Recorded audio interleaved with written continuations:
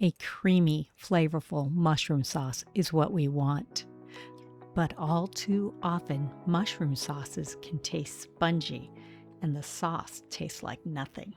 Most people think these are two different problems. They're not. They're one problem with the same cause, and they have the same fix. Let's fix it now. By the end of this video, you'll know the one technique that fixes both. It sounds wrong, it looks wrong, and it works every time. Here's what most recipes tell you to do. The mushrooms hit the butter and immediately release water, but the water can't evaporate fast enough. So instead of browning, your mushrooms boil in their own juice and become soggy. Pale, rubbery, waterlogged, and all of that water is about to dump into your cream, diluting the flavor before you've even started building it. Mushrooms are about 90% water by weight. That's not a flaw. That's the whole story. That water has to go somewhere.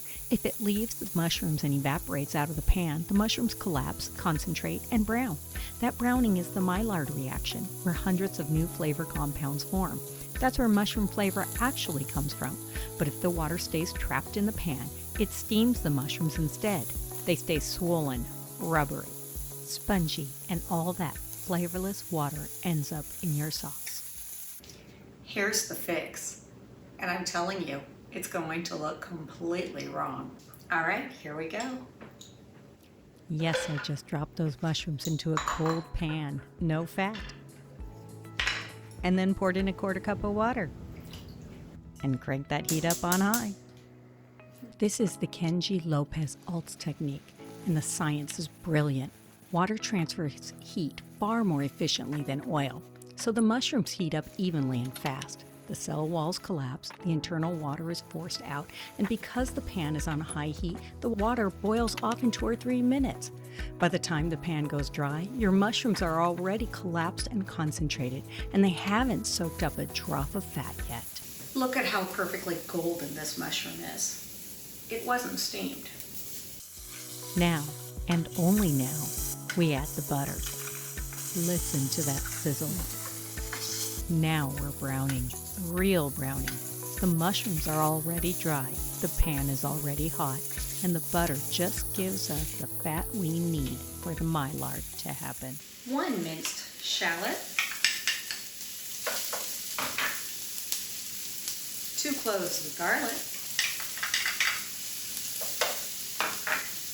and some fresh thyme while the butter's still nice and hot.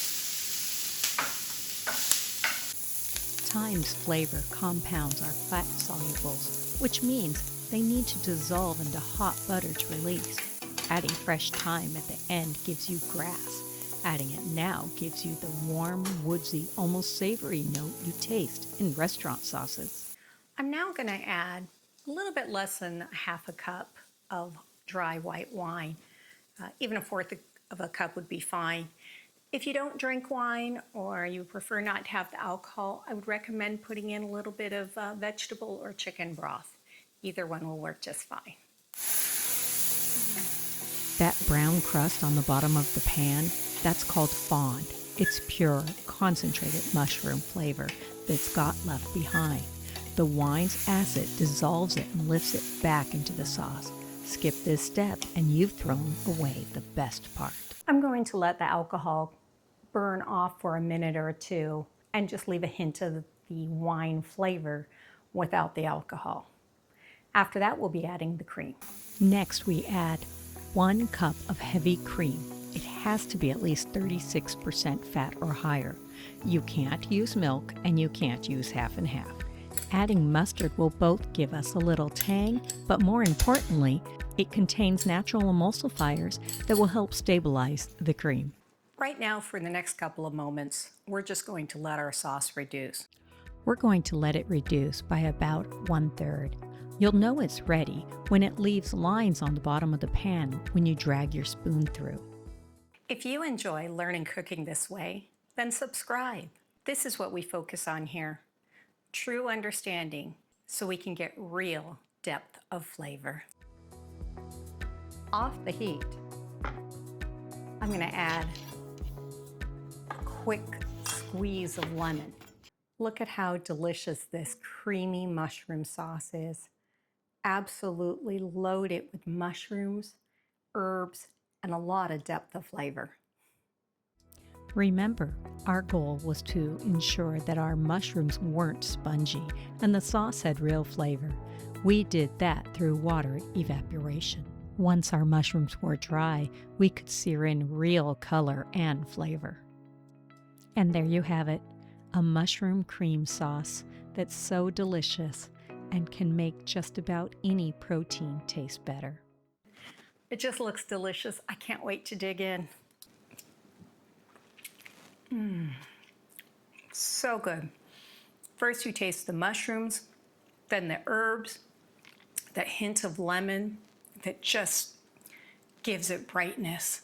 Absolutely delicious. Thank you for joining me today. I can't wait to share another recipe with you in the future.